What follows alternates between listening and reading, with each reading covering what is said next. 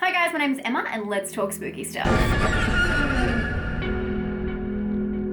Okay, lately I have had an influx of 5 and 6s. I've been rating films for a while, 5 or 6. If you've realized that, if you've noticed the trend, so have I. So I really want to share a trick. I don't know if this is a trick, but just kind of some insight on how I sort through films and find films all the time. Some of you guys might be against this because you're completely against IMDb ratings, but I do base a lot of what I do off IMDb, and it's just because it is just so easy, and it's not always right, but it is the natural thing I gravitate towards. So what I do is I jump on IMDb and I go to most popular by genre, and most of the time I just scroll down until I find something that I haven't seen or that I forgot was coming out or that had just been released. Sometimes this is a great place to find films that have just been released on the other side of the globe that are doing really well. But also I do like to change the ascending, descending order to different things, years, things like that. So that's kind of a broad way that I find films all the time. I thought you guys might find interesting because today we're actually not talking about a 5 or a 6, although the film I'm going to talk about is actually rated currently, as I'm filming this, a 5.3. This film had me hooked from the start, and I really am going to go against everything I just said, and I think that this one deserves a better rating. So I just wanted to throw that out there, that although IMDb can be really helpful for us all, especially me, there's still some gems hidden out there. Because someone's got to watch them and actually find out if the rating suits your personal taste, and I've done that for you today. But if you have ever come across an IMDb rating that you think is completely wrong, I'd love to hear your little hidden gems that you found on IMDb and you think, wow, this film was rated like a 4, but it deserves to be an 8. Please leave them down below. I find that stuff so interesting. Leave it down below. But let's get into the movie. This film is actually based on a low-budget film, Ghost from the Machine. A film that I'm now super keen to follow up on, as it actually has a higher rating than this one. But unlike all of the intense horror movies I've been watching lately, this one is actually a slow kind of drama, and it really fills you up with all of the emotions, all of the feels, and then it slowly burns. The film is about Ethan, played by Thomas Mann from Project X, Amityville: The Awakening, and Me, Earl, and the Dying Girl. Ethan is a young adult who is working on an invention that could make a powerful difference in households everywhere. But instead, his device acts as an open door for the paranormal. This film is moody AF, but it's the right type of movie. It's kind of nostalgic, and the color grading really brings that feel out, which is really interesting because it implements a lot of modern technology, from like PlayStations to mobile phones. So it's kind of like, it's nostalgic, but also really modern. It's so interesting the way they do this. It's got a really pleasing stylization to it. There's also lots of moody drone flyovers with some great upscale music.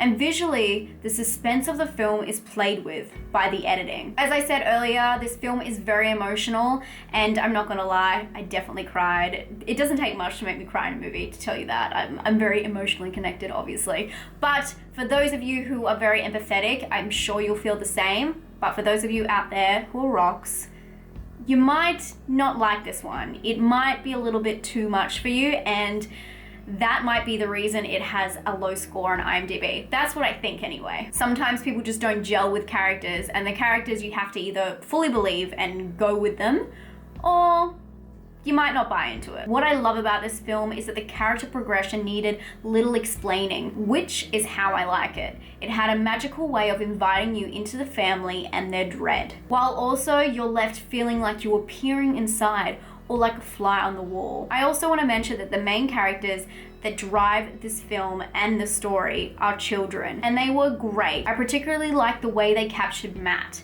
played by Percy Hines White. They made his dialogue and his scenes, especially with his friend, just so authentic for a kid his age, which I think is really hard to do.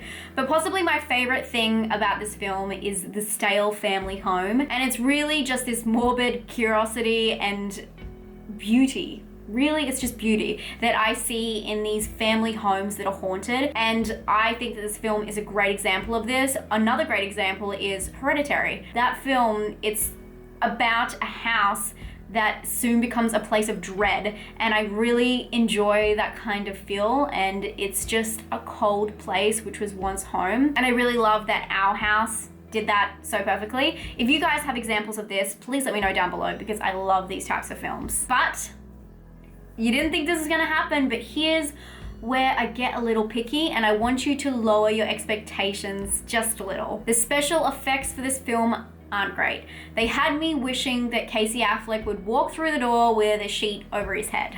I felt like the film did it so well at having this gloomy, looming feel this whole time, just to write it off with some special effect kind of jump scares towards the end, and I didn't buy it. To be honest, it actually hurt my feelings. But all in all, this film, I love it. I actually really enjoyed this film from the very start, and I think it's such a high quality production, a drama that is got horror elements in all the right places, acting superb, cinematography is just beautiful, and it's got ghosts.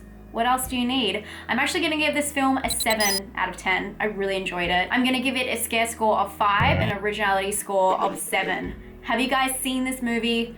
Please let me know what you think and let me know what your score is, because I'd love to see maybe if we could change that score. I don't really rate them on IMDb, to be honest. I do that on Letterboxd, but I can't wait to read all your comments about this. I've asked you so many questions during this video, so I'll talk to you in the comments and I'll see you very soon. Stay spooky, guys. Bye.